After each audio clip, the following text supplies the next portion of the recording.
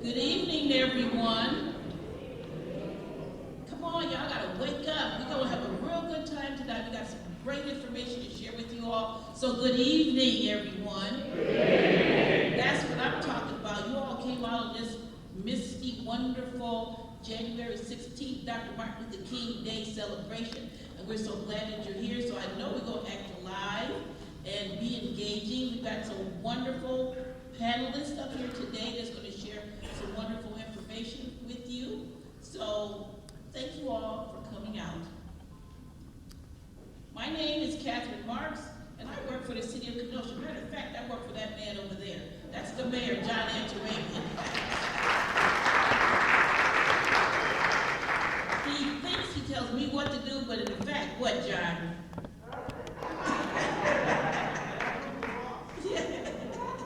So, and on behalf of the city of Kenosha, I would like to thank you all for coming out. This community forum is really a brainstorm that the mayor and I had about bringing people together to learn about some of the spectacular things a number of organizations are doing in the community. This is just a handful. There are a lot more organizations out there that are doing something, but we wanted to start somewhere. We want to talk about moving forward to sustainable change, positive sustainable change.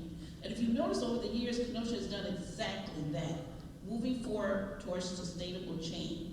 And each one of these panelists today will be discussing that with you briefly. This is only 90 minutes long. We have about an hour where the panelists will be presenting.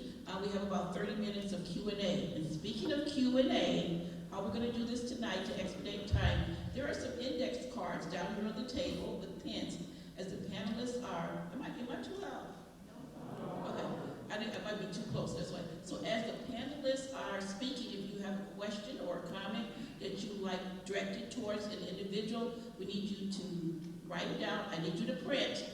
And then I want you just to place them up here by the stage, and we will read them towards the end so we can get in as many questions as possible. They're held up to a minute to reply.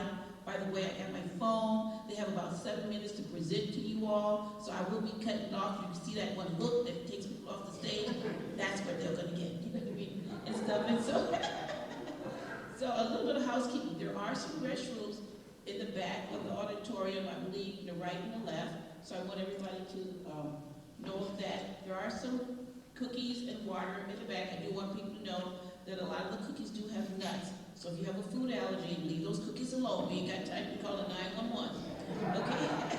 and the new chief, you know CPR? Do you? Yeah. Okay. we might need you. Any nurses in the house? Yeah. Okay then, all righty then. So we may have to write if some people start eating them cookies and stuff. And so we need you right now. Everybody take time. Silence your phones, please. Silence your phone.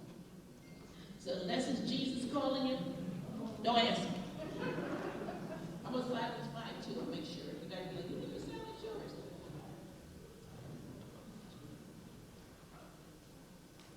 Okay. So once again, Q&A, write down your questions, direct it to a panelist, print your name, email address, and phone number if you would like a response, so we'll be able to get back to you.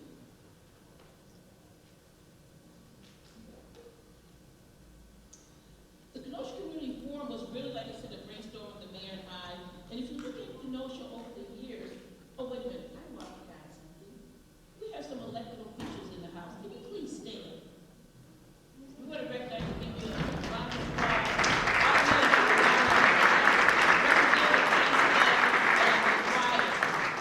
We got Wachowski and Wilson and Seals, right. Who else? Any county supervisor? Oh yeah, Alderman.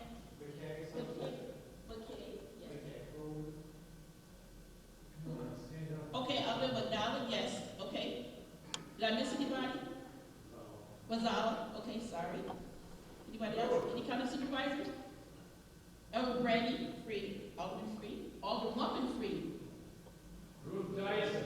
Oh, Alderman Dyson. Oh yeah. Okay, sorry, Lacey. Okay, Alderman Now. Okay.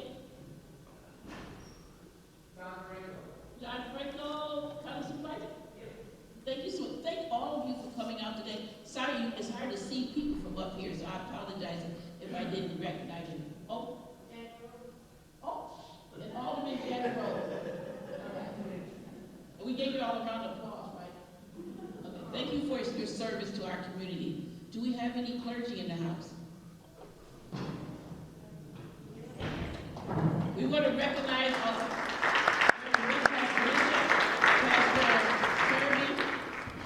is there somebody else? Oh, Rabbi Feingold. See, told you I can't even see you, don't even remember. But guess what? Y'all pray for us. That's what the first thing I'm saying. Pray for me that I can get this right, though. But thank you for coming out, and please keep the city of Kenosha in all of your prayers. If you begin to take a look at Kenosha over the years, we've actually endured a lot in this city. If you look back in the 60s and 70s, anybody here in Kenosha in the 60s and the 70s? Anybody remember what we were called Sin City? Oh yeah, that's some of the newcomers to the community don't really realize that. I will talk about what that meant. We ain't talking about it today. But that's a long history. But we also, there was a period of time when we lost a lot of manufacturing. Remember in the 80s, and Chrysler and McWhite and Eden, and so Kenosha's going through a lot of job loss. And then in the 90s, we started kind of figuring out what are we going to do. COP was actually formed, and so we were able to begin to take a look. How do we reinvent ourselves? The recession hit in the 2000s, but then we became a hub for economic development in the region. And we started uniting and moving forward. During the civil unrest of August of 2020, this community came together, and we were working together to move us forward. Let's give Kenosha a round of applause for doing that. And we had a lot of calls in the mayor's office talking about how is Kenosha moving forward so quickly, and it's our people. Our greatest asset is our people, and it's all of you. So thank you for all the part that you played and continue to play in moving Kenosha forward. Another part of our progress in moving forward is the redevelopment of the Chrysler site. We are building the Kenosha Innovation Neighborhood. Y'all heard about it?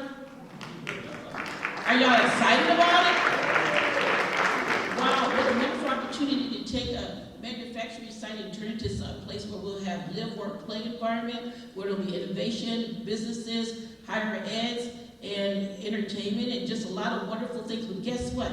That's happening because a lot of you came out during those listening sessions or the public hearings that we had at the former Brown Bank, saying what you'd like to see about the redevelopment of that site. So thank you for getting involved and being a part of that work. And then we have another piece that's going to be the pipeline that's going to feed into the Ken, and that's the Kenosha Emerging Leaders Academy. The former Brown Bank will be a place of learning, training, and education. We will be focused on middle schoolers, high schoolers, and 18 to 24-year-old. We'll be doing innovation, creativity, focusing on the building trades, protective services, police and fire, exposing our kids to technology. We'll be hosting a Best Buy Teen Tech Center there, okay? And let's give that a round of applause. We're in the process of renovating that building. We're hoping to be in June, July of this year. It will be the pipeline, getting our young people ready to take advantage of what's going to be happening in the Ken neighborhood. So why are we here today? Well, guess what? It is Kindness Week. And 27 years ago, the late Dr. Olin Arrington Jr. started Kindness Week. And I don't know if anybody ever told, I believe they did, told Reverend Arrington, thank you. But first of all, to the Coalition for Dismantling Racism for continuing the work of what Reverend Arrington started 27 years ago. Let's give them a round of applause.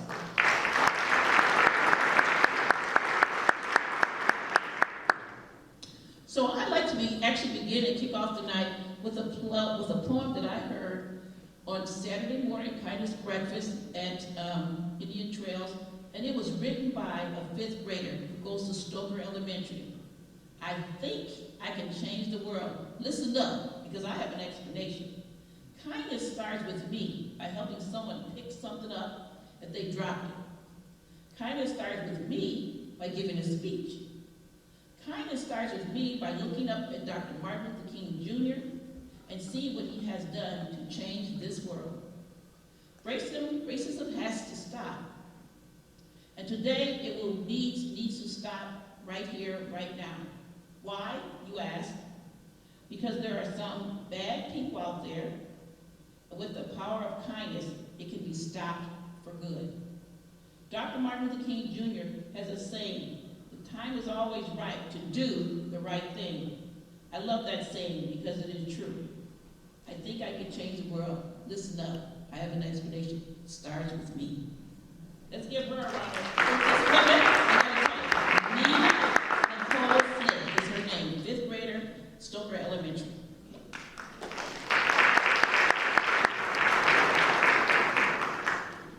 So collectively we have actually 9 panelists here. 2 of them will be sharing the Kenosha Action Roadmap. We have one person who's stuck in traffic in Chicago, that is Tanya McLean. She hopes to be here, so we may actually make her presentation last. And how it works is each of the panelists have been given instruction. They got 7 minutes to give an overview of their organization and some of the things that they've been doing in regards to inclusion, equality, and equity here in the city of Kenosha. So I think you all will be pleasantly surprised and happy to hear what they're all doing. And here, who do we have here with us today? Well, we have Lawrence Kirby II. What a distinguished name. He's Community Engagement Network Manager for Building Our Future. Raise your hand. Okay. We have Yolanda Jackson Lewis. What's your title with the Dismantling for Coalition? President-elect, Coalition for Dismantling Racism.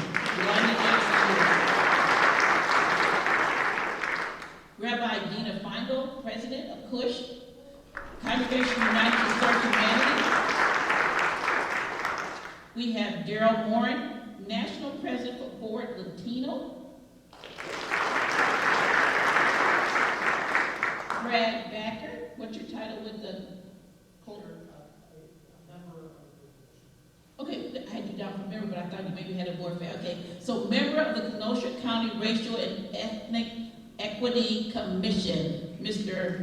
Brad Becker. Hopefully soon to join us, Tanya McLean, she's the Executive Director of Leaders Kenosha, followed then by Anthony Davis, who is the President of the NAACP, the Kenosha branch. Helen Schumacher, she is the lead for the Kenosha Action Roadmap. The focus there is strengthening community and police relations team. Helen, raise your hand. And followed by her is Jack Rose. He's the lead for the strengthening the mental health system team for the Kenosha Action Roadmap. Let's get them all in one for Okay, so we will begin. Pastor Kirby, we'll start with Lawrence. We'll start with you.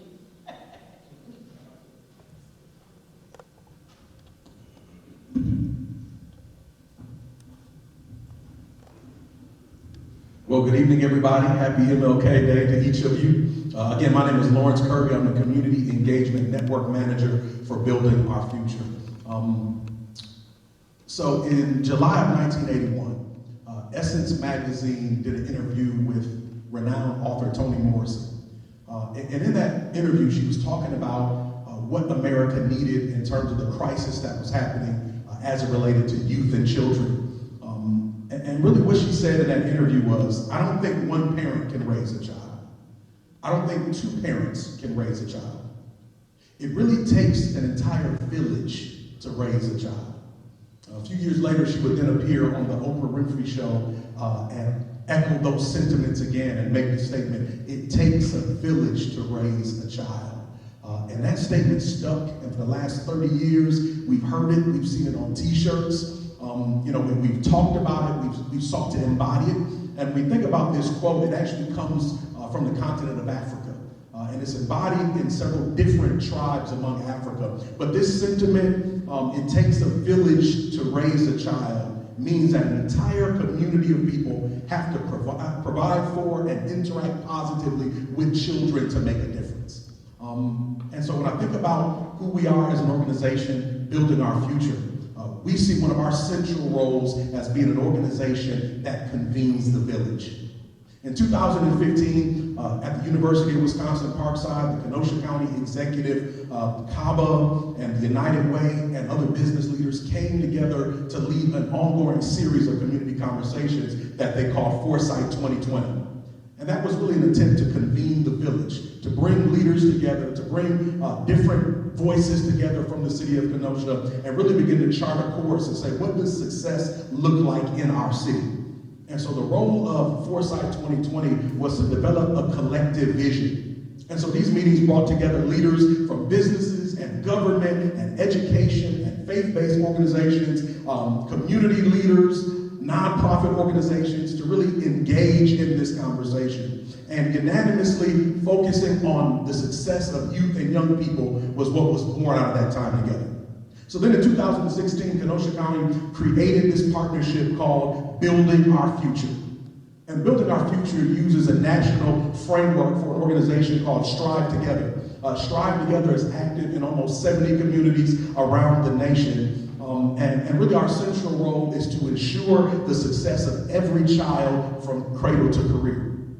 So Building Our Future was founded on this simple idea of what would a community look like when you bring together diverse people, when you bring together every sector in the community, and then you come up with a collective vision of how we can help our young people be successful. And so what we do day in and day out is we work to try to convene the village. We know that if we work together, we can create a successful future for students in this city and in our county. We recognize that success for every child means that we begin to identify the least successful children in our community and then find ways to provide support and resources for those children. And so Building Our Future began working with schools and community organizations in the Lincoln Park uptown neighborhoods. In 2019, we began working in the Wilson Heights community.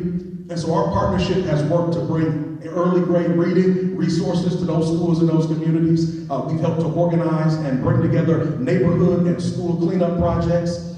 We've helped to bring to the community and organize after-school programming and even a community garden project in one of the schools. Our work is about uniting partners from every sector. We're not an organization that comes in and says we have all the answers, we know what it takes to fix this community. But we see our role as helping to bring together all of you in a way that collectively we can create solutions. Our belief is that Kenosha has the resources necessary to help young people be successful. What we need is alignment. What we need is working together. What we need is unity. And so as an organization, we seek to build coalitions and build collaborations and work together. And so our work is about partnering with every sector of this community. There's 4 key principles that drive our work at Building Our Future. Number 1 is shared goals. We think that the work begins with us figuring out what we actually agree on and coming up with a goal that all of us can work together to reach to help young people be successful. The second principle is that we are data-driven. We look at the evidence in front of us, we look at the numbers, we look at the lives of the students in front of us, and we use that information to drive our work and measure outcomes. 3 is we are collaborative action. We're a network that is all about working together and figuring out how we can come together, various organizations and leaders from throughout the city. And the 4th thing is equity. We support our partners in identifying and addressing disparities within their organization. And that's the thing I want to talk about for the last few moments of my 7 minutes, our work specifically in that space. I want to highlight 2 examples of DEI work that our organization has been involved in. Number 1, I want to highlight the Kenosha Fire Department. We've provided coaching and support to our fire department. In 2021, we led their newly established Equity and Recruitment Committee in the development of their first ever DEI plan. And so they created a goal that they wanted a more diverse and inclusive culture in Kenosha Fire. They set an objective to recruit a more diverse workforce that is representative of the community. Second objective, to retain a diverse workforce where everyone feels welcome and valued as a part of the team. And so we're currently providing ongoing coaching and support to that committee as they work to execute that plan in Kenosha Fire. The second project that we've participated in over the years and actually led is REI training. BOF brought the Racial Equity Institute's Phase 1 training to Kenosha, and to date we've trained 216 leaders in this community, representing over 57 different organizations. REI's 2-day Phase 1 training is designed to help develop a capacity to better understand racism. The workshop presents a historical, cultural analysis of what racism looks like, creates shared language, and presents a clear understanding of historically how race has played a role in where we are as a nation. And we've gotten so much feedback from different leaders from throughout the community of how they've been challenged, how they've been impacted, how they've been able to use those tools to carry back into their organizations and work toward diversity and equity and inclusion. Again, our belief is that Kenosha County has the resources that are necessary for us to create a better future for our young people. The issue is alignment. The issue is coming together. The issue is us finding ways that we can focus on the work in a way that is collective for our whole community. The last thing I want to say is that we absolutely have an ask. There's a few things I would love for you to do that would help support us in the work. One, community conversations. Every fourth Wednesday, we're in Wilson Elementary School. Every fourth Thursday, we're in Brass Community School. And we're doing this work in real time. It's an opportunity for community members, schools, nonprofit organizations, business leaders to come together, to solve problems, to share resources, and find actual real-time ways that we can work together. In our community conversations, we don't ask the question, what do they need to do to improve the community? We ask the question, what can we do to improve the community? Second way you can be a part of what we are doing and support is through our podcast. We do a podcast every month called Together We're Better, and you can find it wherever you listen to your podcast. We're excited to present. We've got a new episode we're going to be producing pretty soon featuring Chief Patton, and we're going to be talking about community engagement and our Kenosha Police Department. So we're excited to hear from him and some of his team about community engagement efforts from our police department. Another way that you can stay connected to what we're doing is go to our website and you'll get all of our social media and all that stuff. Our website is www.buildingourfuturekc.org. Please be a part of these initiatives and the work that we're doing. Thank you.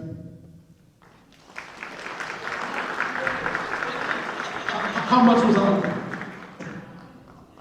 So next we have Miss Yolanda Jackson-Lewis, President-elect of the Coalition for Dismantling Racism. Thank you. Good evening. Who said I was going after Kirby? Who set that up? I put y'all in alphabetical order by your organization. All right. I gave him some of my minutes, so that's okay. Yeah, first of all, good evening. I am Yolanda Jackson-Lewis. Born and raised in this community. I am an Arrington kid. I was raised in Second Baptist Church, so shout out to my Second Baptist village and family out there. It does, yes. It does take a village, and I'm blessed to be a part and have so many elders of my village, even here, still standing on your shoulders, so thank you. I always have to pay homage and respect to my elders, so thank you. So, the Coalition for Dismantling Racism is exactly what it says in its title. We are a coalition of community we work tirelessly trying to do just that, dismantle racism. For over 2 decades now, as you heard Ms. Kathy mention, 27 years ago, the late great Pastor Olin Arrington Jr. started Kindness Week, and we started that mission, continuing that mission through the Coalition for Dismantling Racism. Part of our mission is to identify and expose racism that is going on in our community and around the world. And we do that, we come together as a community, as a coalition. We want to educate ourselves and try to educate others so that we can best advocate for ourselves and advocate for others. And what I mean by that, as an individual, as you can see, I'm a Black female, I'm an African-American female, but I'm not just against Black racism, I'm anti-racism, period, right? All of our brothers and sisters, and that is what, remembering today with Dr. King, his dream, his legacy, was that we were all to be treated equal. And that is something that we try to keep at the forefront of the work that we do with the coalition. You may be familiar with some of the events that we have annually that we're known for is our Courageous Conversations. Some of you may have attended a courageous conversation. They're held at the Civil War Museum in Kenosha. Our past two courageous conversations the topic has been around our Indigenous brothers and sisters and how they feel about Thanksgiving was the last one. The one before that, I don't want to say the one before that, but we had one, we talked to our Jewish brothers and sisters. We had members and visitors from the Anti-Defamation League that came and educated us around the things that particular group of people are going through. Because we all want to be educated where we're supporting each other in this life, right?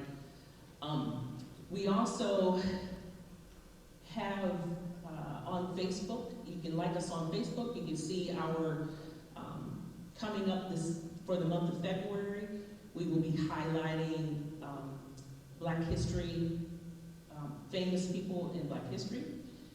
You may have seen or read in the Kenosha News, the monthly comment, the comment section, is it, as I'm remembering that right? Commentaries, thank you, editorials that we have in Kenosha News. And again, all about trying to educate so that we know better. We know better, we can do better. And we talk to so many people in our community,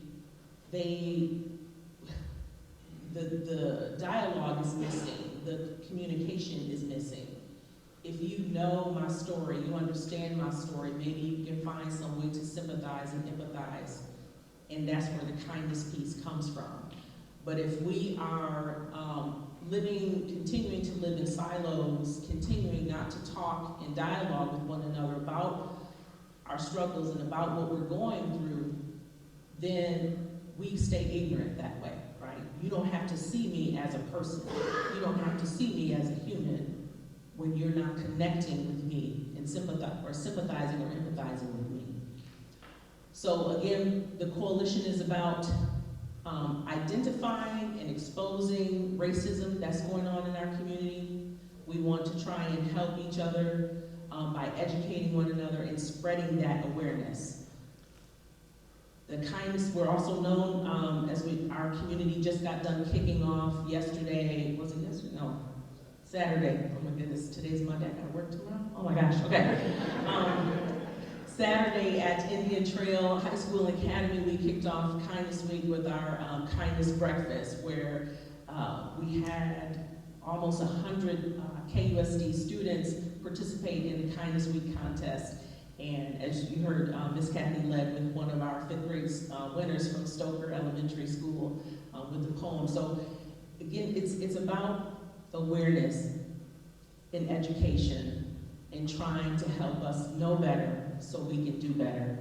And we're trying to help those from elementary all the way to, I'm not going to shout out the age of, but all of us, right? No matter how old we are, no matter how young we are, we need to start showing empathy and sympathy for one another. And that's where that kindness piece comes in. So I'm happy to be here this evening.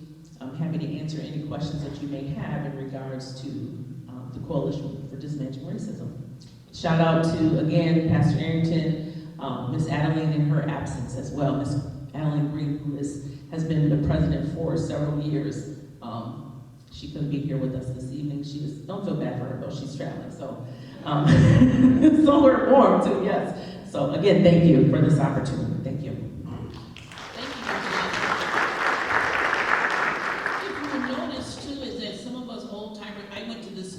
And it's still standing. Can you imagine that back in the 70s? But one of the things that we're really trying to do is to pass the baton on to our younger folks here to begin to take over some of this work. And so being involved with them, and you guys, they're always looking for mentors. So, be happy, And so next we have Rabbi Nina Feingold, who is the president of CUSH.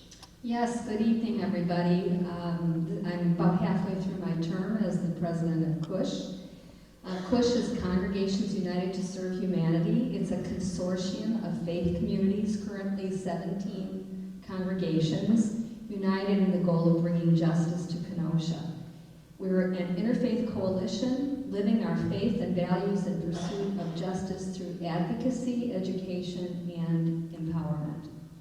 The organization was formed well over 20 years ago. I'm not sure the exact number, and this is the third speaker you're going to hear about, Reverend Olin Arrington, because it was under his leadership and several other of us religious leaders at that time that brought Cush into being.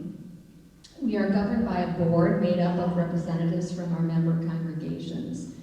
And Cush is an affiliate of Wisdom, Wisconsin, which has chapters in all of the major cities in our state. How we do our work, Cush decides what issues to tackle by holding an issues assembly from time to time. And at these meetings, community members are invited to come and state a justice issue that they see in our community that they would like to work on, and then to gather others with similar concerns to form a task force to determine a defined, winnable goal to bring a specific justice outcome for the underserved and the vulnerable in our community. Generally, we have 3 to 5 task forces operating at a time, and pay attention to this, our next issues assembly is coming up. It's going to be Tuesday night, February 28th, and we invite everybody present here, everyone in the community, to join us at that meeting to determine our goals for the next year or 2. You don't have to be a member of Cush to be on a task force. Anyone could be on a task force, and the way to have an influence over what the task forces are is to come to the issues assembly. Cush also joins with other affiliates on statewide issues and lobbies in Madison for those causes, but our primary focus is local. You know, we've existed for a long time, so I'm just going to hold up a few past Cush Task Force work that we did and wins that we had. On the transportation front, we succeeded in getting the city to extend the bus lines out to where the jobs started to be, out on the interstate, to help city dwellers get to their jobs.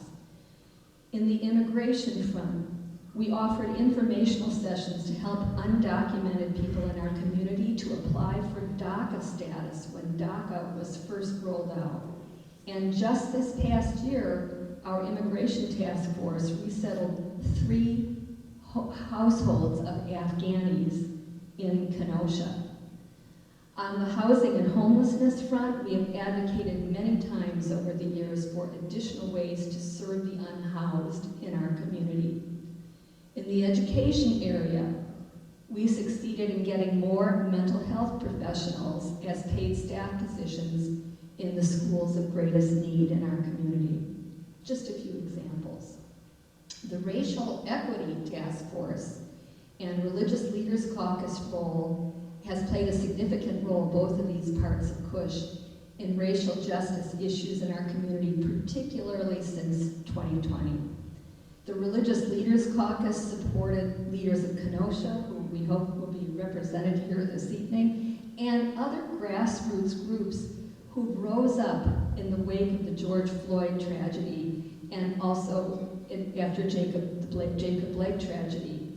And the Religious Leaders Caucus was a strong presence during those events, and we hosted several prayer vigils to pray for peaceful outcomes. Cush has also held judicial, school board, and other election forums, and we've asked candidates questions about their views on racial equity. Voter registration and education was a really big push for us this past year, and we focused our registration and education in communities of color. Our Racial Equity Task Force held educational sessions, helping those in attendance to gain insight into their own implicit bias and to understand structural racism. And they also co-hosted something that Yolanda mentioned, the July 2022 Courageous Conversation on the topic of the Great Replacement narrative. We did that with Coalition for Dismantling Racism. We also successfully lobbied with other people, the county board, for an equity, diversion, and inclusion position. And as you know, we have that position now in the county administration. We partnered with Wisdom and other interfaith groups in taking a faithful stand for equity work, which includes a series addressing white nationalism in churches, which is going to be held next month. And if you are interested in that, you can go to our website and get the details and register. As part of this Faithful Stand for Equity work, Cush held an advocacy event in October of 2021 for Teach the Truth Week. The Religious Leaders Caucus and Cush played a key role in responding to the anti-Semitic threats that faced our community this past year. That was the lead article in the Kenosha News this morning, if you saw it. And we also joined with others in responding to the local racial intimidation incident that happened during just before this year's November election. We will be joining Wisdom's Madison Action Day coming up in April, which will address issues of our criminal justice system, including issues of racial injustice. And we would love to have people join us for that. We'll be getting a bus to take people there, so if you're interested, again, check out our website where there will be information about it.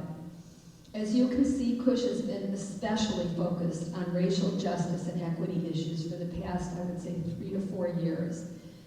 So please join us in determining what our focus will be on this issue and others for the next year or two. Come to our February 28th Issues Assembly. We guarantee you a very exciting and inspiring evening where you will meet other people who want to make a difference in Kenosha and where you can make your voice heard and raise up an issue that you think needs attention. Thank you. Thank you so much, Rabbi Michael.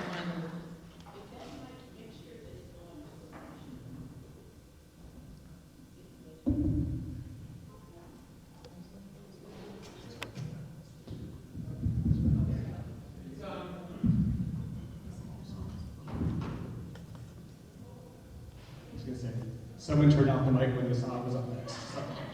Well, let me introduce you. We Alderman Keith was at the back door. And now we'll hear from Daryl Warren from Forward Latino. Wonderful, thank you. First off, let me say thank you for all of you for coming out this evening. Not just to acknowledge the immense contributions of Dr. Martin Luther King Jr., but to say with one voice, we do have an issue. You can't solve a problem until you admit that it exists. That you want to be a part of the solution. And I think, as I travel throughout the country, in my role as National President for when they find out I'm from Wisconsin, they ask, how are things going in Kenosha? And I'm so proud to be able to talk about the resiliency of the people of Kenosha, how you bounce back, in spite of all of the external forces that really descended upon the city at one time. And truly, the people here are Kenosha strong, so you should all be very proud of everything you've accomplished and come through together, and know that I share that at a national level. As I mentioned before, or as you mentioned before, my name is Jeremy, National President of Forward Latino, and I would like to take a quick opportunity to thank the mayor and the city of Kenosha for convening us here tonight. Right? Can we give them a big round of applause? Just like we have. I'm also very pleased. I want to thank the Lincoln Middle School for hosting us, but to be able to sit up here on this panel with all these distinguished individuals. Nobody does what they do in their capacity here to build immense wealth. They do it because they're caring and compassionate individuals committed to the defense of human dignity. And that should mean something. Committed to the defense of human dignity. So many times we watch the news today and we jump to a judgment on this or we jump to a judgment on that. But at the baseline, we should all agree that we're all here to defend one another. And I think that's very important. So thank you all for all your efforts, both tonight and if you've done over the last number of years. I'm going to start off with a quote that I read quite some time ago, and it's always stuck with me because I think the very essence of who we aspire to be, not just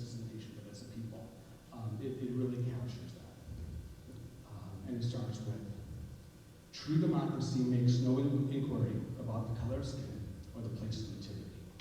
Wherever it sees a man, it recognizes a being endowed by its creator with original and inalienable rights. Original and inalienable rights. As a nation that's predominantly filled with people of faith, it says something about the creator, dividing these rights upon us. So for every person out there who claims to be a person of faith, I expect to see them be the first in line in the defense of human dignity. And then when we talk about these original and inalienable rights as well, these are the very foundations embedded in the Declaration of Independence, right? In our Constitution. So no one can claim to be a great American without defending these principles. And sadly, too much these days, we see people proclaiming faith as a reason, or the love for America as a reason for doing the exact opposite. And that's something that we should not stand still for, right? All it takes, what's the saying? All it takes for evil to succeed is for people of good faith to do nothing. And tonight, by coming here tonight, you're showing you're going to address this and be involved in the conversation. With regards to Fort Latino, we're a nationwide nonprofit. We're nonpartisan. We work with individuals on both sides of the aisle on issues not just facing the Latino community, but any underserved community. We have members and affiliates across 29 states. Ironically, we're located right up the road here in Franklin, Wisconsin, so we're just a hop, skip, and a jump away. We get involved on any number of different issues, all the way from down in the community and in the household level with our members, providing them the resources they need, because we strongly believe that every person, regardless of the color of your skin, regardless of your gender, regardless of what language you speak or accent you have, regardless of where you're born, that if you live in this land, you should have an equal access to the American dream. We should all take pause with that. How many times do you hear our youth talking about the American dream these days? Is it something that's real that they aspire to? These are all conversations that tonight, like we're doing tonight here, we can really start to highlight these issues. So from that household level, providing resources, making sure everyone's rights are protected, trying to encourage them to get out to the ballot box, to make sure that their voices are heard and not denied. It's critical to the foundation, to those principles, once again, of which I spoke before. So I'm very proud that this last November, we contacted over 70,000 eligible Latino voters throughout the state of Wisconsin, providing them with information as to where to vote, what kind of identification they would need to go, the polling hours in their local communities, and much more. Not to tell them who to vote for, but how to vote and why it's so important for them to vote. We sent poll monitors out to visit polling stations throughout the state. And sure enough, we found some, sadly, where individuals, based on their age, assumptions were made on the color of skin, or the accent tone, assumptions were made, where we had to advocate them and force those polls to be opened to those individuals so they could lawfully have their voice heard at the polling place. Sadly, something that's brought us down here, where we've worked with a number of people before, is the issue of gun violence. Underserved communities typically, and for far too long, have disproportionately represented the group of people who suffered injury and death due to successful gun violence. So we formed an organization, it's actually statewide, but we're going to be taking a national maybe this year, called the 80% Coalition, that calls for common sense gun violence prevention and reform. I'm a gun owner, right? Rifles, pistols, etc. I grew up hunting with my father. It's a cherished tradition in our family. But just because I'm a gun owner doesn't mean that I should be against an internet background check so that proven convicted violent felons can't go online and buy a firearm. Or that a loved one or a member of law enforcement shouldn't be able to petition a court to remove a firearm from somebody who they know is in imminent danger to themselves or someone else.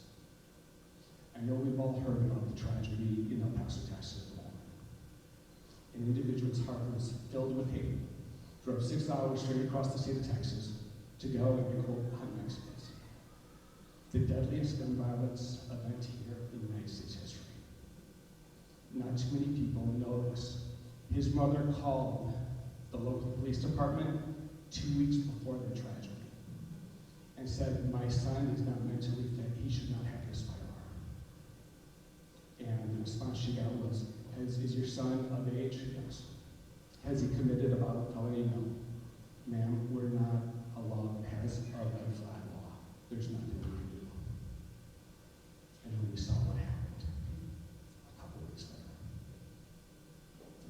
These are calls to action and things that impact racial equity and justice in our communities. You know, I can go on and on about the things that we You don't do. have time to go on and on. I'm sorry, am I 7 minutes? Yeah, you can close it up. Oh, okay, I'm sorry. I get pretty passionate about these things. Anyways, I look forward to answering your questions here. Please don't let things off the table. Now is the time to ask them. Thank you once again, everybody, for hosting us tonight. Appreciate the opportunity to be here. Thank you so much.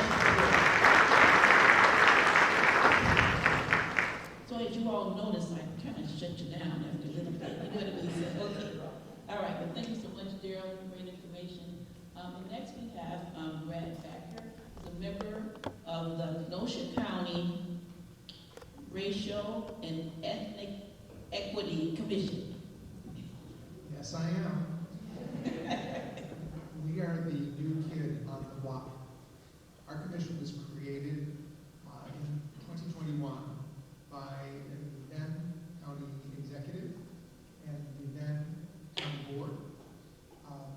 Our 7 members, soon to be replenished to the full 9 members, are charged with the following: research, review, and community outreach to inform ourselves about ordinances, policies, and procedures which create or play a role in systemic racism or which have a disparate adverse impact on underrepresented populations.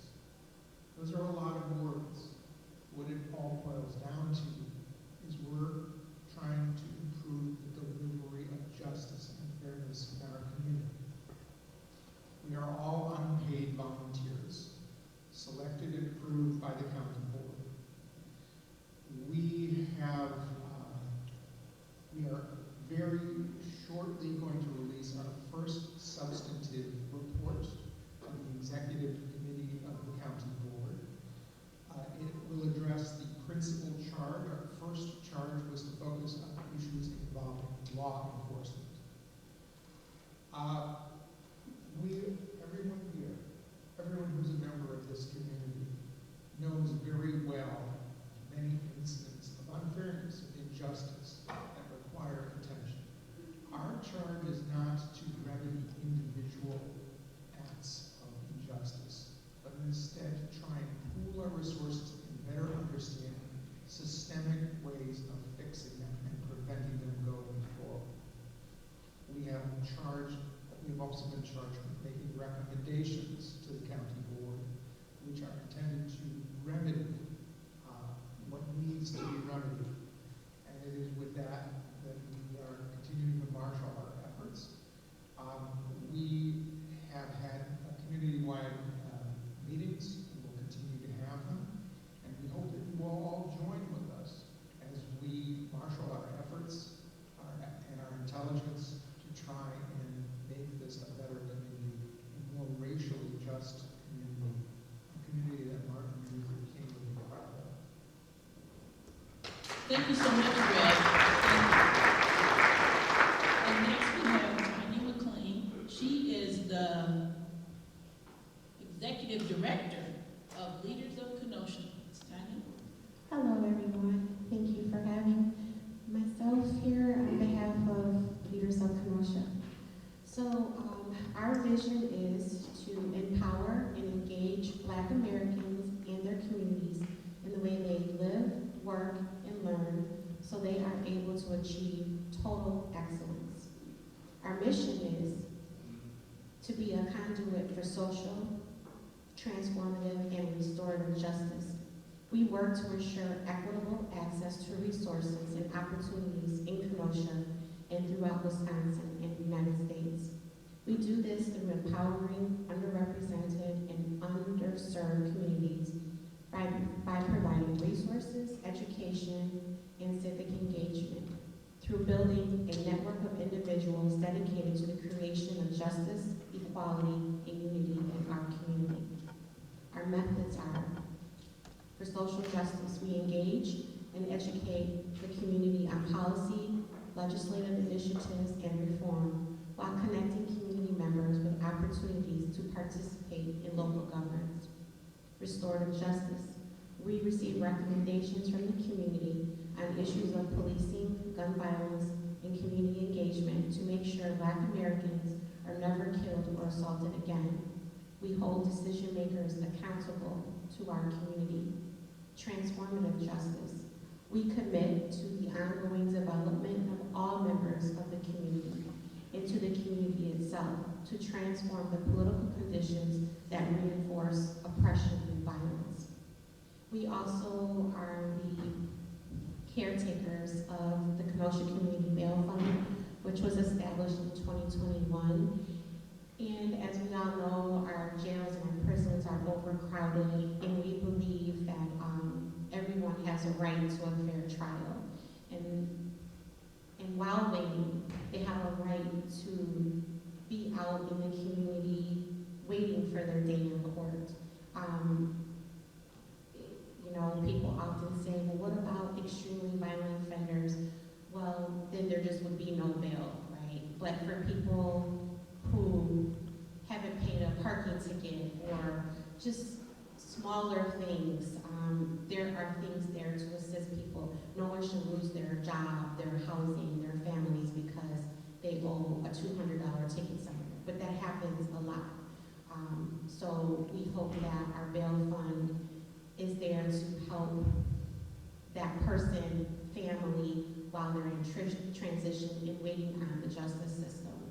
So again, leaders of Kenosha, we're happy to be in this community and serve and try to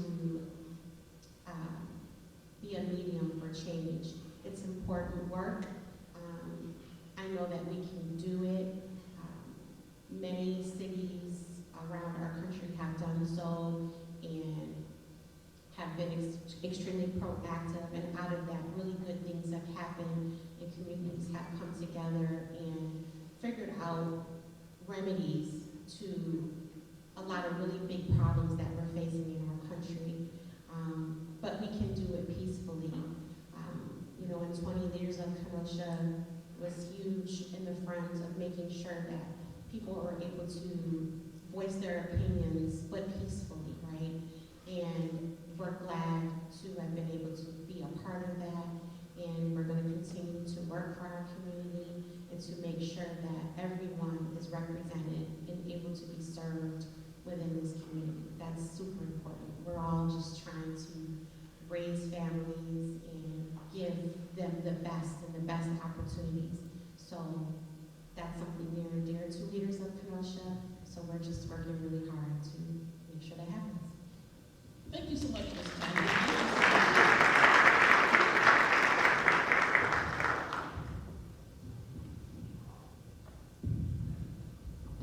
And next, Mr. Anthony Davis, President of the local Kenosha NAACP branch. Good evening. First of all, I want to say thank you to the Kenosha City for putting this forum together this evening. Catherine, thank you for all you've done, and those here on this panel this evening. And also, here we are celebrating the birthday of Dr. Martin Luther King, a man who made the ultimate sacrifice and giving his all for our freedoms that we're able to sit here tonight together.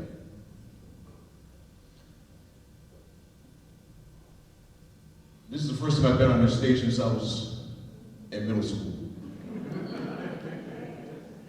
I was in an ensemble, and we played 2 songs, Hey Jude and Mission Impossible.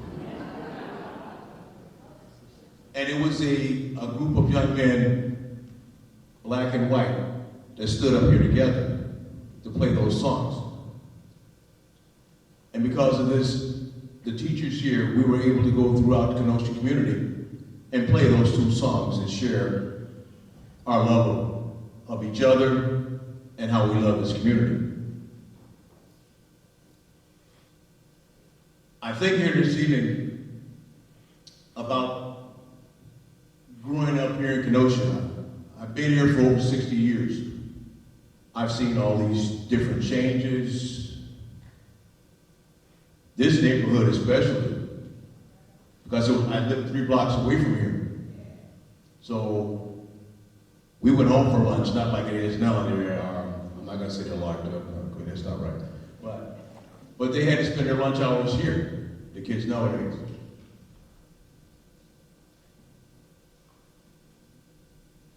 I work part-time down in the courthouse. And the things that I've seen since 2009, in some ways it amazes me, it upsets me, and it scares me.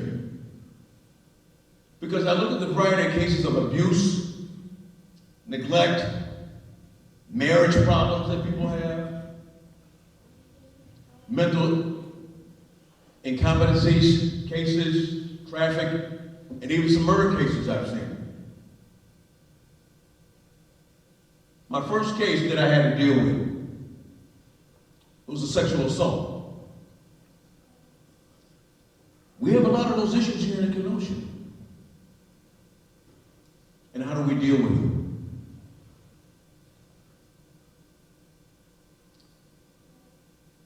I mean, there are so many things I could talk about. I think back, I'm just going to sit here and move on, but that stuck with me for a long, long time. And the judge asked me what was wrong with me that day, and I had to express it, because there are a lot of kids in this community that have been abused, assaulted, and we haven't really done anything. We haven't done enough, I'll say, to protect our youth. Because these young folks are our future leaders here in this community.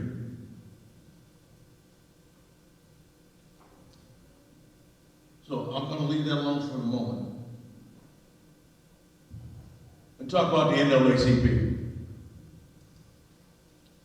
It's been here, this branch has been here for over 60 years in this community,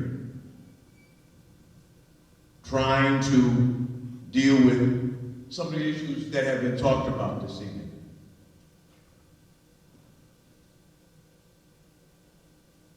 The NAACP was started, why? Back in 1908 in Springfield, Illinois, a deadly race riot had started. The violence that was taking place was lynching. To me, that's horrible. It was a horrific thing for people to go through back then. And it took some people that weren't black or white to come together and decide, hey, look, we need to do something about this. And it made me think that sometimes here in Kenosha, the African American community sometimes is invisible. Is that sometimes we're not even recognized. I don't believe that. But there are times we feel that we've been treated that way as a people. So in 1909, the NAACP came together. And they've been fighting for what? The 13th, 14th, and 15th Amendment in the U.S. Constitution, which promised equal protection of the law and rights for all men to vote respectively. In Wisconsin, there seems to be an issue in some cities where people's rights have been disrespected and not allowed to vote for whatever reason. I mean, you have to jump through hoops in some cases for individuals. Let's say an individual that's been living in the state of Wisconsin and they're over 100 years old. They don't have the proper paperwork, so how do they get an ID to vote?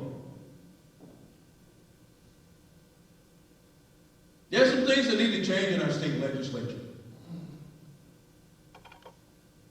We have people up there, and I was talking to one today, that really don't understand the laws. They make decisions, and then they can't figure out how to implement them. We have some things we need to address there. And number one, I would say, is that we have to get people out to vote. If we don't vote, we can't make changes in what we do here in the state of Wisconsin, in our cities, in our nation. Now, the past 2 years, this branch has had, and this city, with the COVID, with the unrest that took place, it's hampered our challenges. We're in a rebuilding process here with the Kenosha branch. I've got some great people that I'm working with. And they are giving their heart and soul to make this branch what it should be here in Kenosha. Because they care. The national convention that came out of this past year, we came out with a theme. This is power. Collectively here, everyone here, we are that power. We can make a difference.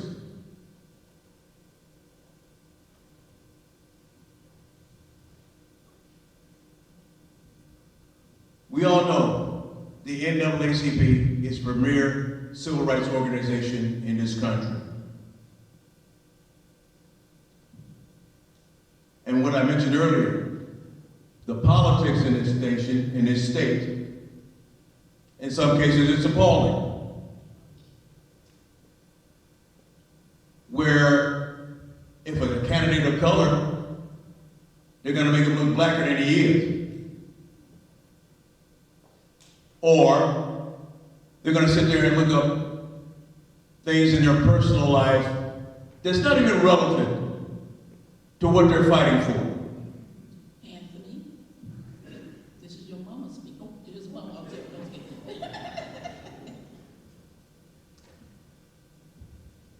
I didn't say a bad word, did I? But I mean, I know my mom's here in the audience along with my wife. And I get somewhat passionate about some of these things.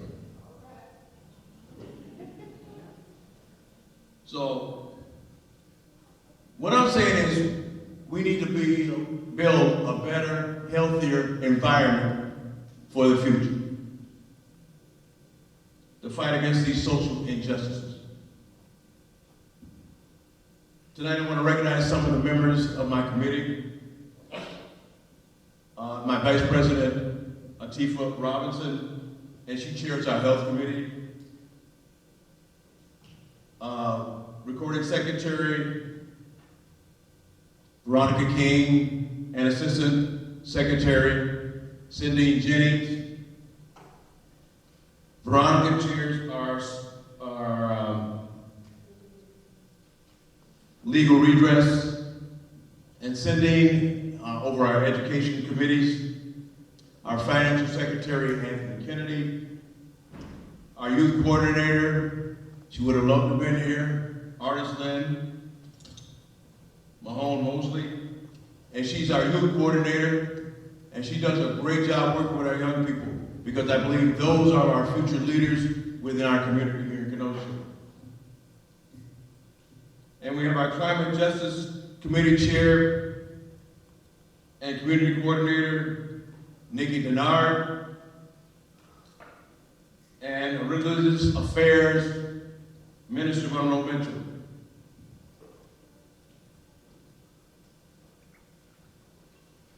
We're working for you, Kenosha, not for ourselves. Now, if you want to contact the Kenosha NAACP, we got a brand new phone number. It's 262-358-7783. 262-358-7783. And you can also email us at KenoshaNAACP@yahoo.com. Now, if you're a little old-fashioned, we have a mailing address that you can contact us too. That's P.O. Box 1068, Kenosha, Wisconsin 53141. And if you have any additional questions, you can contact our national office at membership@naacpnet.org or call 866-63227. Our regular membership meetings are held every second Saturday from 10 a.m., starting at 10 a.m. And if you want to become a member, adults over 21 are $30, and youth, $10. Now, if you got any more questions for me later, I'd appreciate it. Thank you, all of you, for coming out this evening to be part of this forum tonight. Thank you, Mr. Davis. Greatly appreciate it. Some people you can't give the mic to, you can give them instructions. So anyway, but before we go on to our next, they actually will be splitting their 7 minutes. Even though it's down to 5 minutes, Mr. Davis took half of theirs. So anyway. But this is actually with me today, is two people who have done some wonderful work in regards to the Kenosha Action Roadmap to Inclusion, Equality, and Equity. And those two individuals are Helen Schumacher, and she led the team for Strengthening Community Police Relations team. And then we have Jack Rose, who also an alderman here in Kenosha, leading the Strengthening Mental Health System. And so before they begin, I just want to tell you a little bit about Kenosha Action Roadmap to Equality, to Inclusion, Equality, and Equity is organized around 7 main topics or pillars. They are strengthening community relations, strengthening the mental health system, developing future leaders, creating an equal criminal justice system, creating equal employment opportunities, creating quality education for all, and creating equal affordable housing access. These are focus areas that were determined by the mayor, along with some faith-based leaders who participated in developing the concept for the Action Roadmap. During the listening sessions that we held in September and October of 2020, we added 2 more focus areas, which was the mental health focus area and housing. The first stage of the plan was to develop for the range 2020 to 2024 to lay the foundation of the long-term plan to address and identify systemic racism as it relates to those focus areas. And so now we have a summary of activities. The first group actually met in January 2021 through June of 2021. And there's a summary of activities of the report out there on the City of Kenosha's website, kenosha.org. There is an icon on the header page, and it's called Action Roadmap. If you click on there, you'll be able to find the recap of the summary of activities for that first phase, really just featuring on the community and police relation. In January of 2022, we started the next phase, which is the strengthening the mental health system here in Kenosha. We will be rolling out that summary of activities by Monday, 2 weeks from today, Monday, January 30th, 2023. So go out there, find out more information about the work that these teams have done. They've done a tremendous job. And first we'll begin with Helen Schumacher, the lead for the Strengthening Community Police Relations. I just want to say also special thanks to our former police chief, Eric Larson. But today, I want you to raise your hand. This is our new police chief, Chief Pat Patterson. So guess what? He'll be working with us now. Aren't you lucky? He was already working on the mental health, but now he's going to be helping with the community police relations. So Ms. Helen, the floor is yours. Ms. Helen is a former FBI agent. I just want y'all to know that. All right, well, since we don't have a whole lot of time left, I was on the phase one, which was exclusively looking at the police department, and I was also on phase two, which was partially looking at the police department. And there were a lot of concerns, and there's a lot of misinformation out there, and we were trying to get a focus on it and get some clarification. Hiring and recruiting is a big issue because we need to have a diverse workforce. We certainly aren't at the correct numbers in terms of what our community is, but we are making progress. There's a big issue in hiring and recruiting in all law enforcement and fire department, and especially here in southeastern Wisconsin, because there's a smaller pool and all of the agencies around here are fishing in the same pool, which means that you have a limited number of applicants, a limited number of qualified applicants, and then you're fighting with other agencies to get there first, hire them first. So there is a real emphasis on trying to recruit in the minority and underserved community, and you can help by encouraging people in your communities to apply. There's a session, a recruiting session at the Kenosha Safety Center this Wednesday night, and then again I think on February 1st.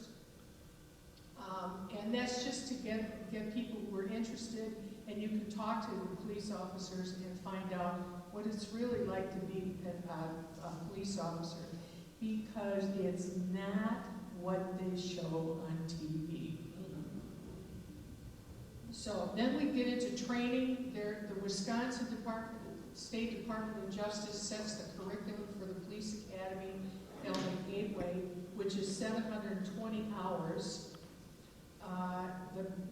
Our police officers go to that academy, and when they graduate from that academy, they get 12 months of probation, where they are assigned to a field training officer who oversees everything they do. And during that period of time, the police officer can be let go for pretty much any reason.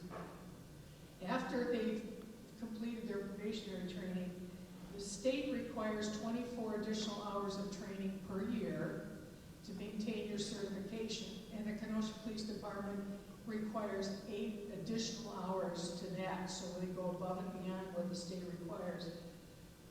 And that training is not limited to CPR, firearms, refresher training in defensive tactics, active shooter, use of tasers, cell phone evidence, as well as de-escalation and update on legal issues. Just for your information, inherent bias training is included in the academy, and for those people in the Kenosha Police Department who had already graduated from the academy, there was in-service training for that. And I believe that almost all of those people have received the inherent bias training. There's always a question about chokeholds. The Wisconsin state statutes and the policy, the Kenosha police policy, only allow that use if it's a last resort They don't train to it either at the academy or at the police department.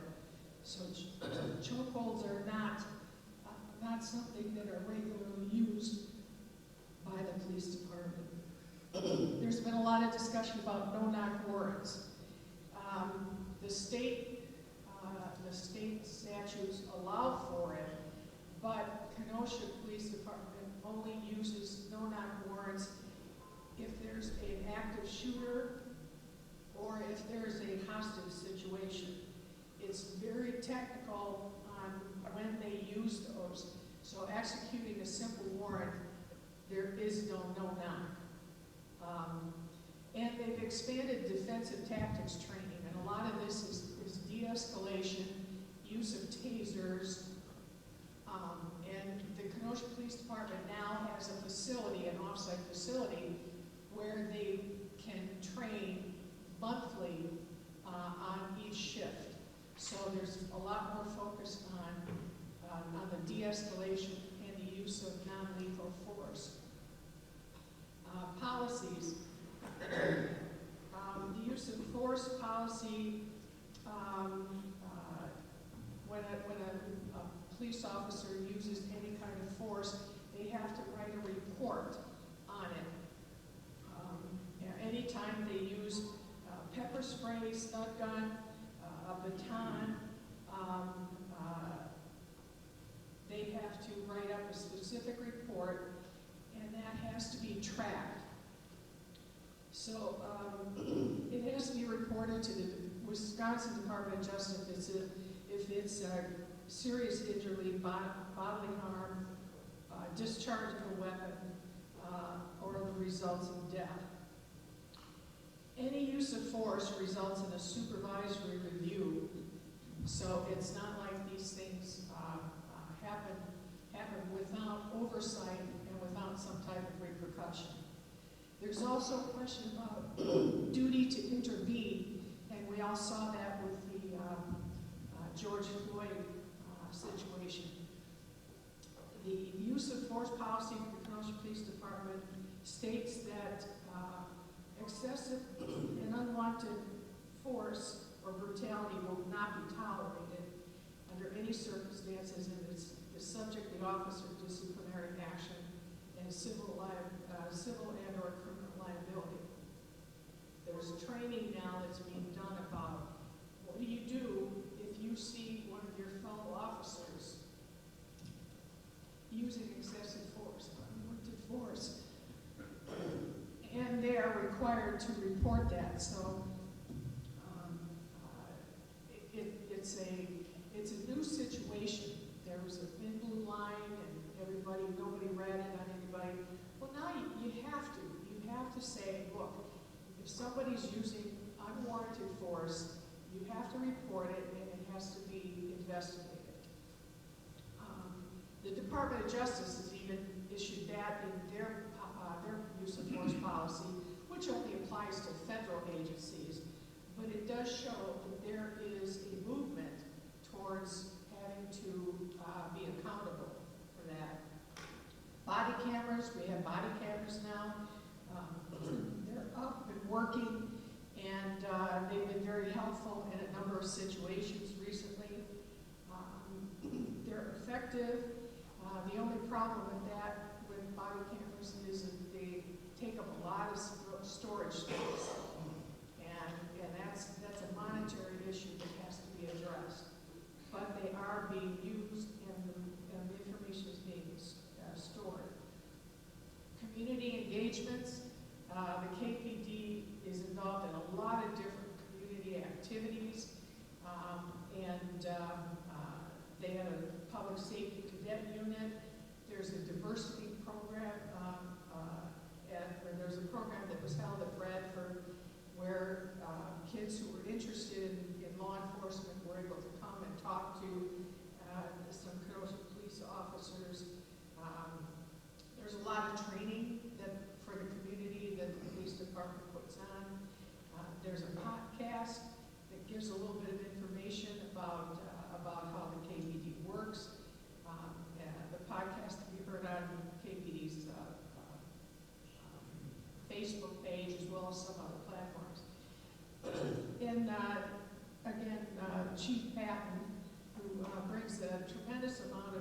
experience, knowledge, and enthusiasm. He understands the societal, legal, regulatory, and technological changes to policing. He's already initiated some changes. So no pressure, Chief. But the community, which includes all of us here, is counting on you to help make a difference. Thank you so much.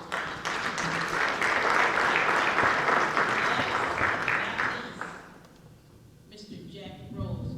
He's the lead for the Strengthening Mental Health System team for the Action Program. Thank you very much, Catherine. And it's a great opportunity to be here this evening. A little bit of history.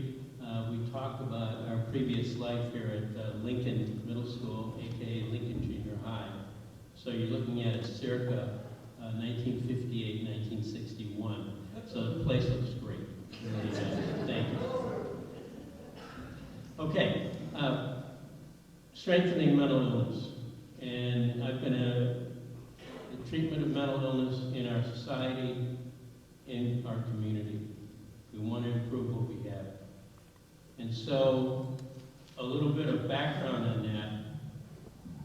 The treatment of mental illness and the care is actually a county gig. It's in the county budget, and they have Department of Human Services, Division of Aging and Disability and Resource, Behavioral Health and Resource Center. So it's actually a county gig. But I think there are things that we can do as a community that can pull together between the county and the city. And I think an excellent example of this, where we have persevered in this environment, was with our Crisis Prevention Center.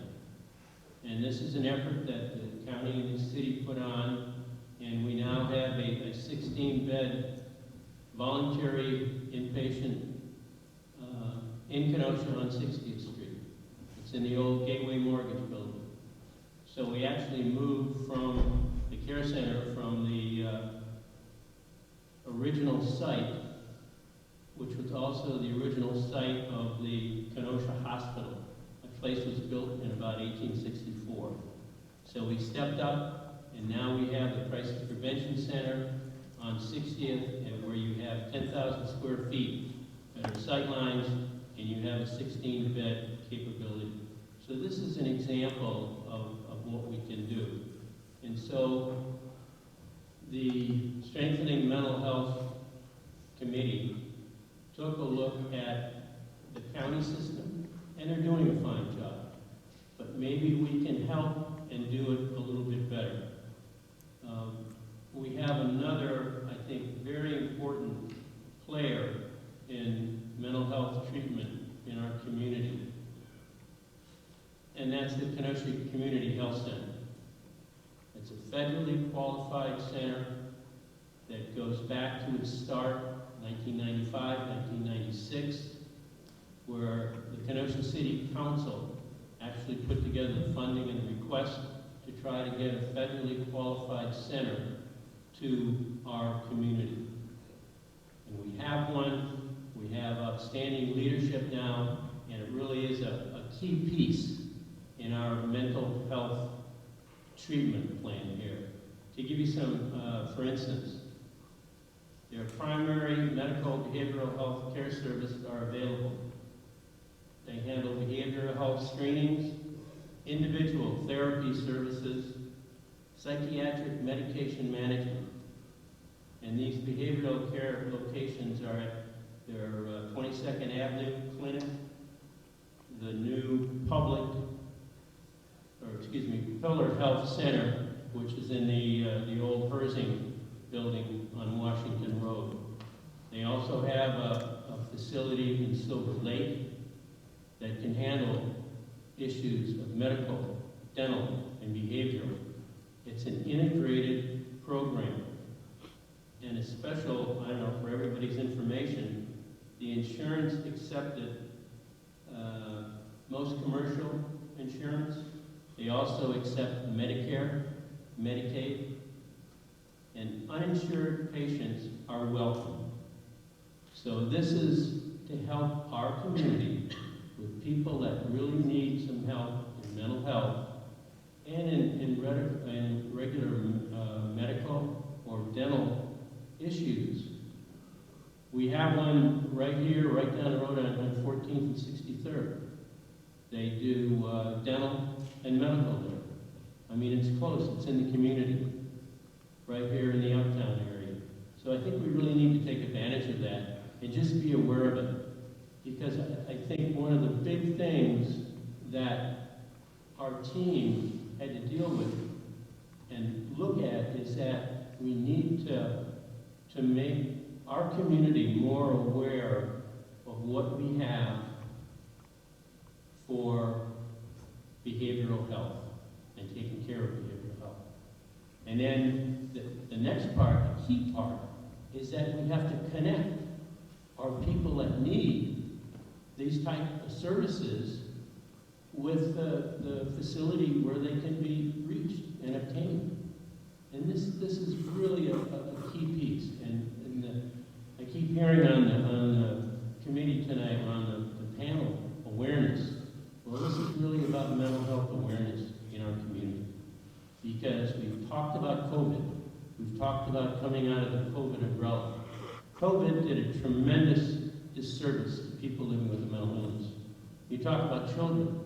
You're dealing with children that coming out of COVID, they don't know what school life is.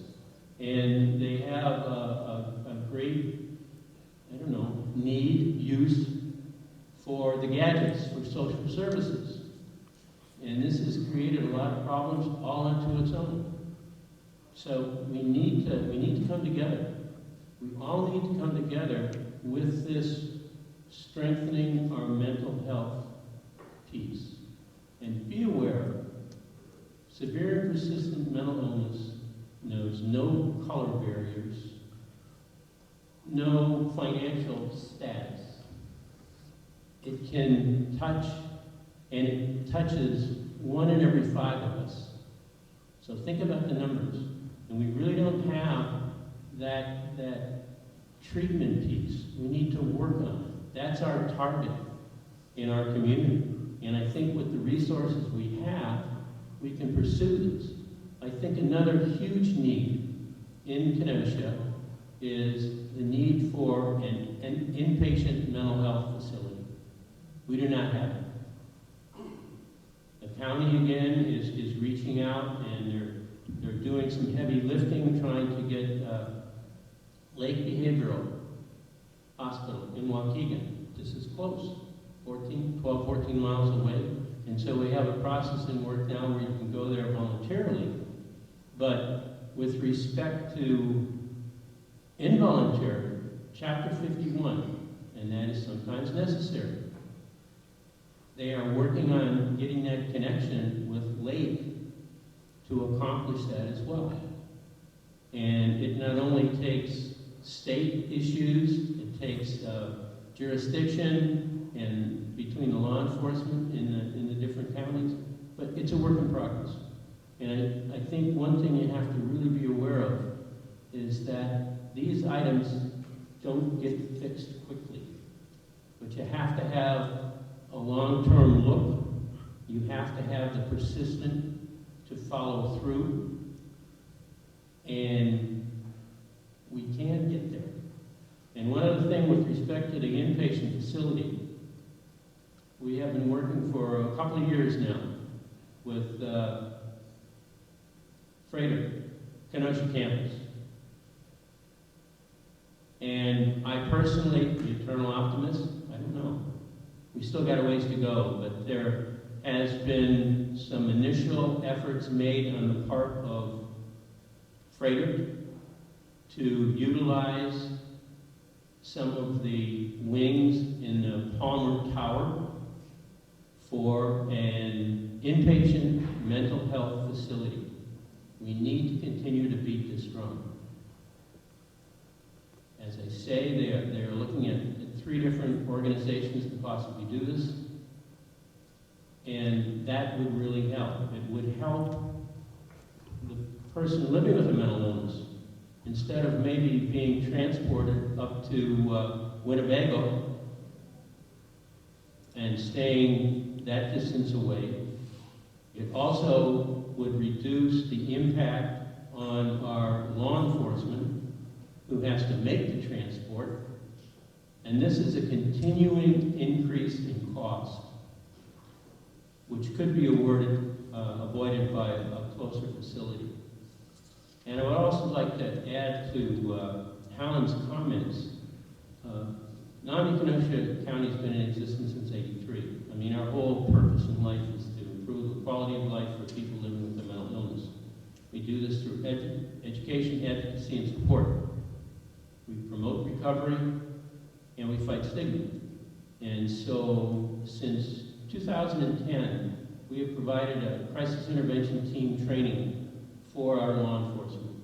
And at this point in time, we have 92% of the KPD patrol have gone through that training. It's a 5-day training, gives them a better toolkit, and will help them with the different situations that they're faced with today. And I probably went over my time. You sure did. Thank you all very much. But since you were last, we're currently at 7:31. I said we'd be out of here with 7:31, but I do want to begin to close up. But before we do, once again, I just want to remind you, if anybody has any questions or comments, please use the index cards. We'll direct it towards one of the panelists. If not, fine, that works well. We'll give you a little bit more time to maybe mingle with them a little bit. We need to be out here by 8 p.m. Not 8 a.m., 8 p.m. And so, yeah. And so this is what I wanted to say, ladies and gentlemen. Thank you all so very much. You all provided some wonderful information, updating us on your organizations and the work that you're doing. Ladies and gentlemen, this is the village. You are the village, okay? They represent the diversity that this community is made up of. Age, gender, ethnicity, you know what I mean? Young, old, I'm just saying, you know. But it's representative, but also too, just know, each one of these organizations would love to, if you would like to get involved and to learn more, we'll post on our website, hopefully by Wednesday, no later than Thursday, all of their contact information and the links to their websites if they have them, or the contact who you can contact with their email address. So we will have that posted out to the City of Kenosha's website under Kenosha Action Roadmap. So, having said that, are there any questions or comments? I see no one wrote down anything. You guys did a wonderful job, but they don't have. You said, well, we got hard. Okay. Come on down. I don't have money for you, but okay. Right? Right. Sir? Which one were you directed this to? Oh, okay. Oh, it is city. Okay. No organization spoke on the LGBTQ plus issue, but all spoke on justice, equity, and inclusion. Does your justice, equity, and inclusion not include the LGBTQ plus community? If it does, how will your organization include this intersectional community? Intersectional? Is that what it was? Okay, thank you so much. I'm going to let two people start with that because we don't have time to go all the way down because we've got a couple more questions. Go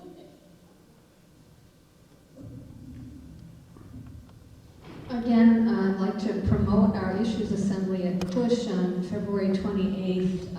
At our last Issues Assembly, we did have a group that kind of coalesced around LGBTQ issues, and for whatever reason, that task force didn't come to fruition. But if you are interested in that issue, I would recommend that you come to the meeting and see if you can find other people of like mind, and it could end up becoming a Cush task force this year.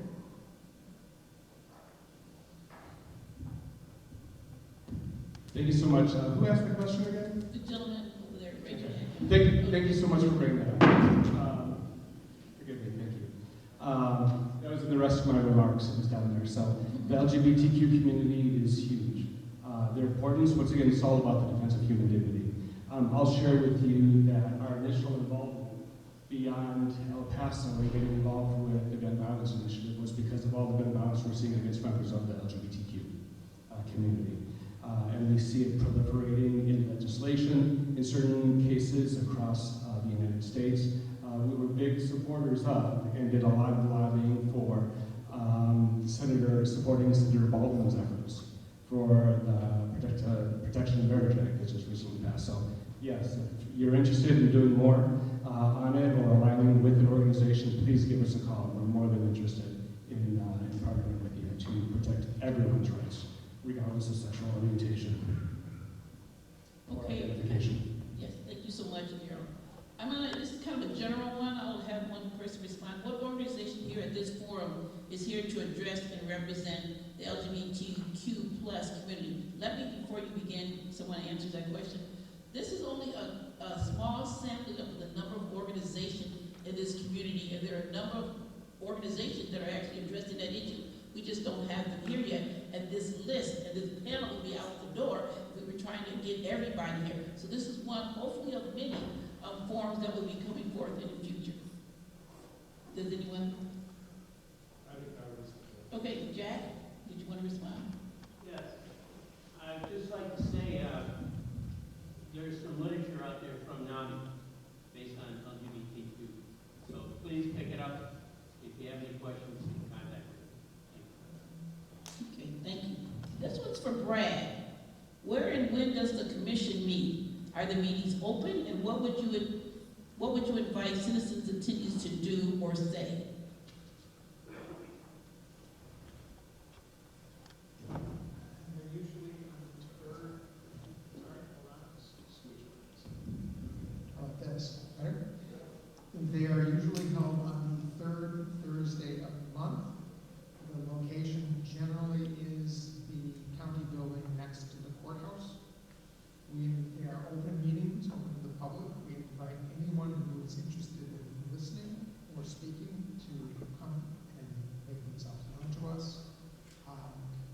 They are noticed on the Kenosha County website.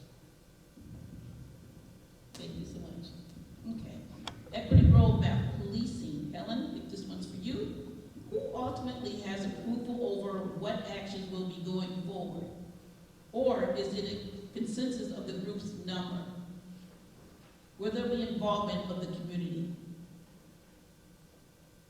I'm not sure that I really got that question. So we'll start with one. Now, there was 3 of them there. Or who will ultimately have approval over what action will be going forward? Like in your recommendations that are on this summary of activities that we have? Going forward in the roadmap, Yes. that's any aspect of these 3. I don't think that we've made a decision on that. That should be coming up in a couple of days, a couple of weeks.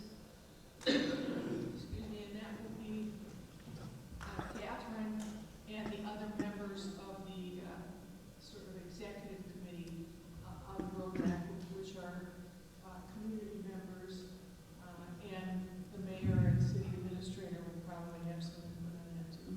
So let me add to what Helen is saying, is because ultimately what you will find in this summary of activities, there will be recommendations and conclusion of what the team's research, discussion, and findings. And depending upon what it is, it will be forwarded to the administration. Some of the items may have to go to the common council. If there is a move forward, some of these things may also have a price tag attached to them. So there's a number of ways or the process that will be followed depending upon the recommendation and the conclusion, and then it all has to be vetted. Okay? So these are just recommendations. These are not approval. These are recommendations. Something that the committees have found that's worth moving forward, and then they will move it on to the appropriate, and starting really with administration, and then it may be direct to the police or fire department or personnel. Okay. And the reports that we do, our final reports, which again will be posted on the city's website, Kenosha Action Roadmap icon. You'll be able to see more of the information, the research that we did, and you'll be able to see the recommendations that we're putting forth. That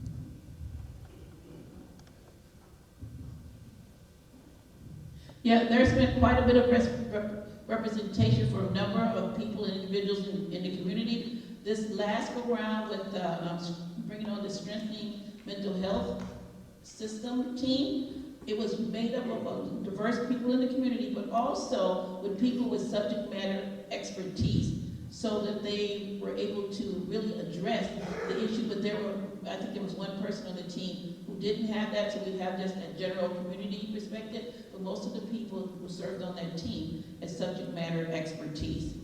And we found that, so we'll still be reaching out as we move forward to whatever our next focus areas is. If you notice that with the strengthening mental health, that is something that Mr. Rose mentioned that we don't have preview to, we don't oversee the authority of that. That is under the Kenosha County, particularly Human Services Department. But what we were instrumental in doing is bringing together these subject matter experts to begin to talk about what the resources are in your community. And if you don't know, read that report of summary activity. You will learn there is a tremendous amount of resources in this community. But one of the things that we learned, there's a lack of awareness, and also too, there's a great need for inpatient beds. And so you'll learn what's happening in this community in regards to that.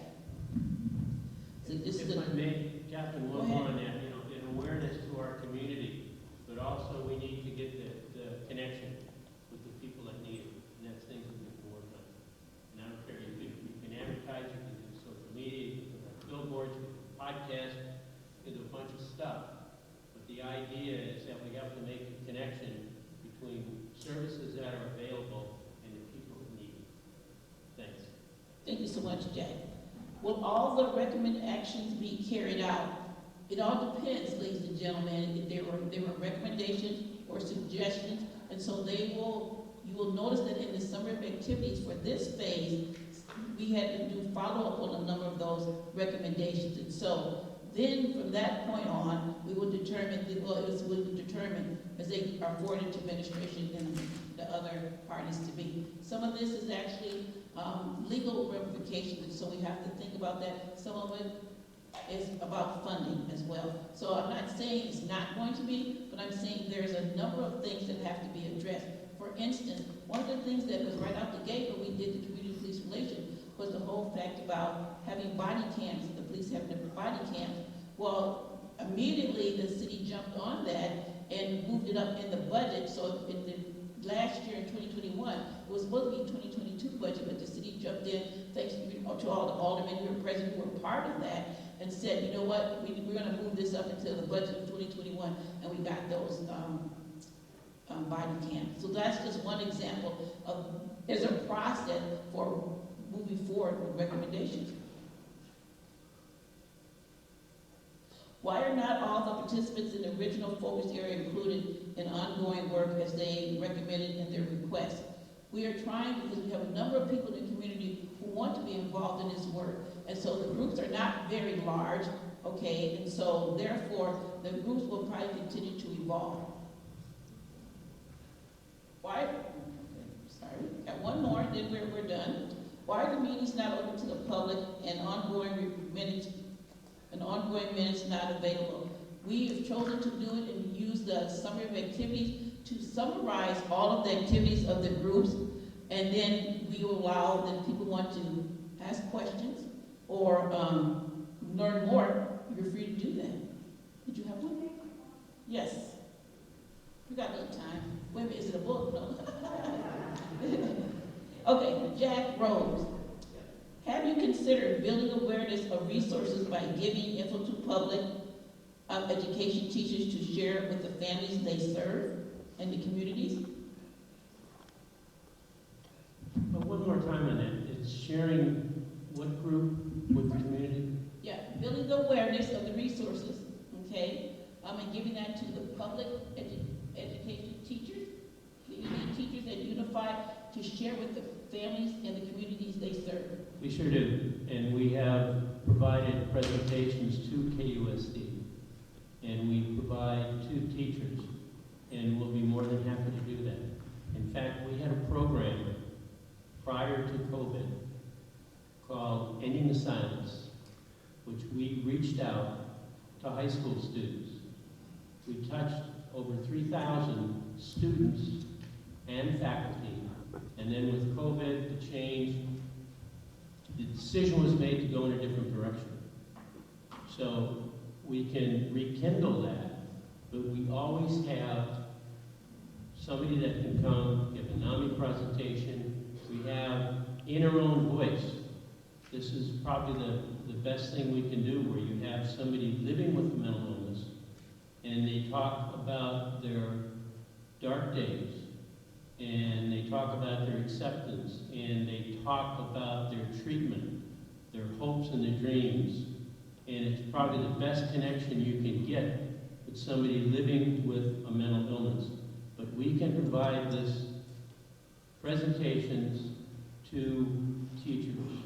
And it's extremely important, and I don't care if you're dealing with substance abuse or mental health issues, the power of the peer support. In other words, somebody that is living in recovery and has been through it, whether that be mental illness or substance abuse, they can really connect with the people that are trying to get help, because they know the deal. They've walked the walk. But yes, we can help. We'd be more than happy to do that. And let me just add though too, is that when you read the summary of activities for this last phase that we did, you will notice there are a big list of resources that are available. And not only do we want to address and make sure that teachers are aware of the resources, but primary care physicians, because they're usually the first one where families go to learn where they can get resources and they don't know. So that's a primary reason why we want to make sure that they're fully aware, but not only the primary care and also the teachers and staff, but just in general, the community needs to know we have some wonderful resources here. Kenosha County Department or Division of Aging and Disability, as well as behavioral health resources, along with Kenosha Human Development Services, wonderful organizations who are doing some wonderful things. We just, and part of this team's work was finding out what those resources are and finding out ways to communicate to the general public about the resources. Kenosha County is working on a marketing plan with team communication to do exactly that. Use social media, billboards, things like that in order to get the awareness out. And also the simple message of it's okay to talk about it. It's okay to talk about mental health. It exists in our families, and a lot of times people don't want to address it. Okay? Right. If I may, one other point too, when you talk about the county programs, they have the lead. There's also a program in the county system, Families First. They have a weekly screening, and they get inputs from parents. They get inputs from the different instructors at the schools, and they get it from the juvenile system. But it's an opportunity, there's a funding stream there that helps the child as well as those that are taking the role as mom and dad.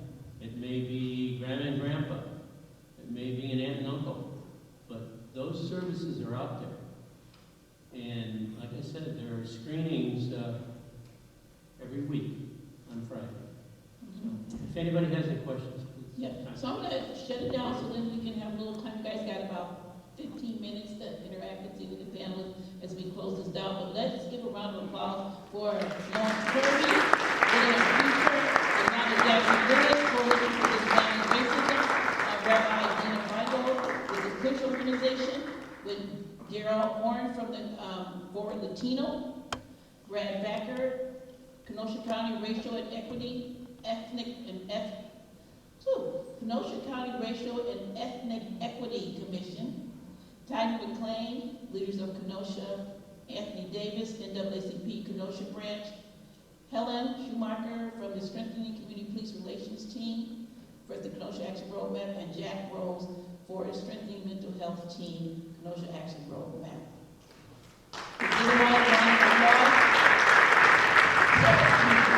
Before we go, I began with talking about Nina Nicole Flick, 5th grader at Stoker Elementary. I want us to end by all of us saying this together. Her poem, I think I can change the world. Listen up because I have an explanation. Come on, I want you to repeat it. I think I can change the world. What is that? Okay, I said it again. I think I can change the world. Listen up. Because I have an explanation. Kindness starts with me by helping someone picking up something. If they drop it. Kindness starts with me by giving a speech. Kindness starts with me by looking up at Dr. Martin Luther King Jr. And seeing what he has done to change the world. Racism has to be stopped. And today it still needs to be stopped. Why? You ask? She was good. Okay, because there are some bad people out there. We ain't talking about y'all, but there's some bad people out there. And with the power of kindness, it can be stopped for good. Dr. Martin Luther King Jr. has a saying. The time is always right. To do right. I love that saying. Because it's true. Kindness starts with me. Thank you all for coming out tonight.